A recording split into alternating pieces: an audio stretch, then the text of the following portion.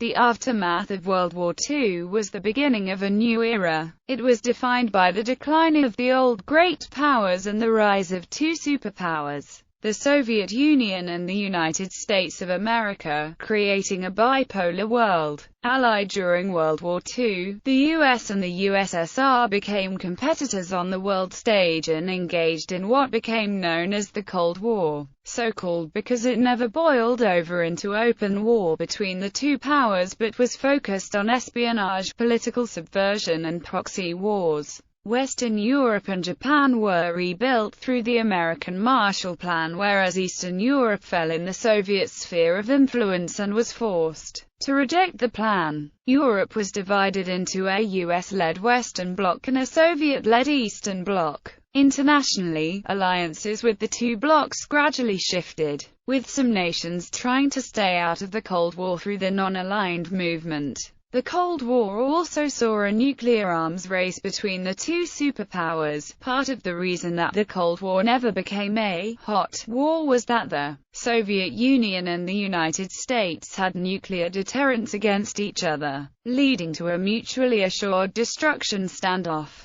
As a consequence of the war, the Allies created the United Nations, a new global organization for international cooperation and diplomacy. Members of the United Nations agreed to outlaw wars of aggression in an attempt to avoid a Third World War. The devastated great powers of Western Europe formed the European Coal and Steel Community, which later evolved into the European Common Market and ultimately into the current European Union. This effort primarily began as an attempt to avoid another war between Germany and France by economic cooperation and integration, and a common market for important natural resources. The end of the war also increased the rate of decolonization from the great powers, with independence being granted India, Indonesia, the Philippines and a number of Arab nations, primarily from specific rights which had been granted to great powers from League of Nations mandates in the post-World War I era, but often having existed de facto well before this time. Also related to this was Israel gaining independence from its previous status as part of mandatory Palestine in the years immediately following the war. Independence for the nations of sub-Saharan Africa came more slowly. The aftermath of World War II also saw the rise of the People's Republic of China, as the Chinese Communists emerged victorious from the Chinese Civil War in 1949.